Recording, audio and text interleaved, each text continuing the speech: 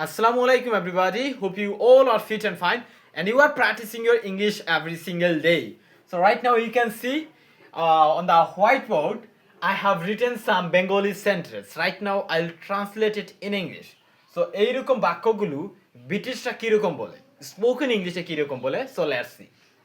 সে তোমার মতো এত মেধাবী না, তুমি ওদের মতো এত বিশ্বাসযোগ্য না, আমি তোমার মতো এত পাগল না, মাসুম তার মতো এত মিথ্যাবাদী না। যদি একটা সেন্টেন্স আমরা তৈরি করতে পারি, অবশ্যই বাকি সেন্টেন্সগুলো আমরা তৈরি করতে পারবো। সো কিরকম হয়? ফার্স্ট অফ অল, সে তোমার মতো এত মেধাবী না। সে he is not as talent as you. তোমার মতো অ্যাজ ইউ, তোমার মতো অ্যাজ ইউ, তোমার মতো। He is not as talent as you. তুমি ওদের মতো এত বিশ্বাসযোগ্য না। তুমি you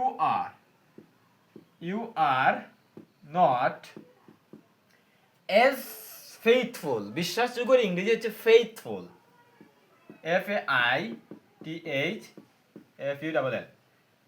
you are not as faithful as you. কার মতো? সরি, ওদের মতো। অ্যাজ দেম হবে এখানে, অ্যাজ দেম।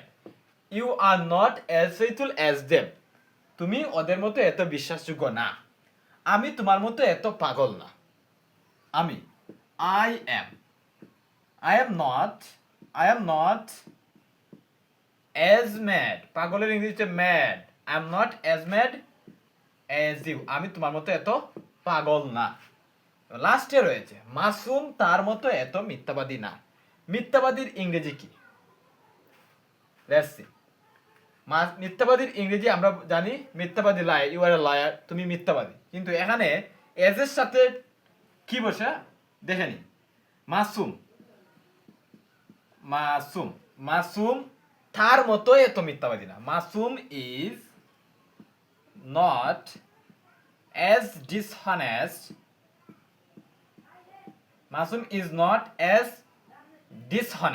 ডিসহনেস্ট এজ এর পরে সরাসরি লায়ারটা বসবে না। ডিসহনেস্টটা হচ্ছে adjective. Masum is not as dishonest as you. Masum তোমার মতো এত, মাসুম তার মতো এত, সরি এখানে হিম বসবে। মাসুম তার মতো এত মিথ্যাবাদী না। Masum is not as dishonest as him. Masum তার মতো এত মিথ্যাবাদী না। So if you want to learn spoken English, তাহলে অবশ্যই এইরকম সেন্টেন্স দিয়ে, এইরকম সহজ বাক্যগুলো সবচেয়ে বেশি ইংরেজি প্র্যাকটিস করতে হবে। আমরা ইংরেজিটা শিখতে পারি সহজে, কিন্তু ইংরেজিটা কঠিন করে দেখি, মনে করি বিশাল কিছু, ইংরেজি কোনো শিং লাগানো দত্ত না, এইটা সম্ভব। অনেকে মনে করে আমাদের বাংলাদেশ থেকে ইংরেজি শেখা সম্ভব না। আপনি গ্রামে বাস করেন, যেখানে বাস করেন, it is possible to learn English from any place, from all over the world.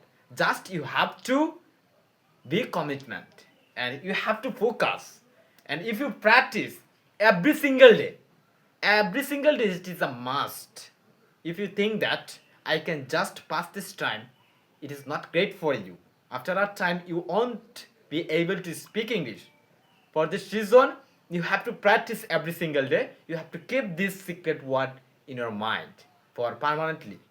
So okay, I hope everyone has understood this matter, and if you think that this video can help you, definitely don't forget to share with your friends to know something from this class. Assalamu alaikum.